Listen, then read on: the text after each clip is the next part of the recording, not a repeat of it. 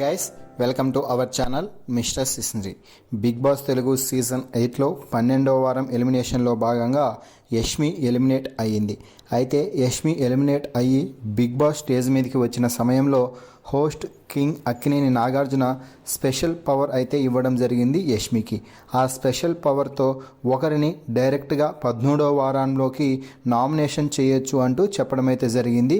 అయితే అది హౌస్మేట్లో అందరికీ కాకుండా కేవలం నిఖిల్ లేదా గౌతమ్లలో మాత్రమే ఒకరిపై బిగ్ బాంబ్ వేసే అవకాశం అయితే ఇచ్చాడు. ఎందుకు అంటే శనివారం ఎపిసోడ్లో స్నేక్ అండ్ ల్యాడర్ టాస్క్ పెట్టిన సంగతి తెలిసిందే. ఆ టాస్క్లో నిఖిల్కి 3 సార్లు స్నేక్ ఇచ్చారు, అలాగే గౌతమ్కి 3 స్నేక్ అంటూ ఇచ్చారు.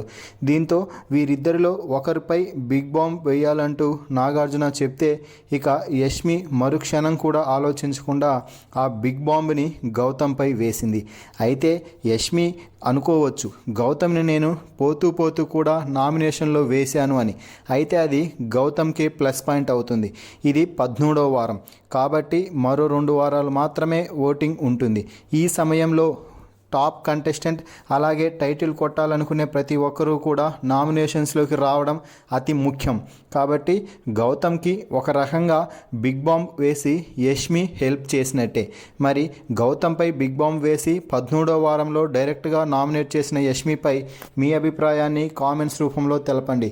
మరిన్ని బిగ్ బాస్ లైవ్ అప్డేట్స్ కోసం మన ఛానల్ని చూస్తూ ఉండండి. Please subscribe our YouTube channel mister సిసింద్రి.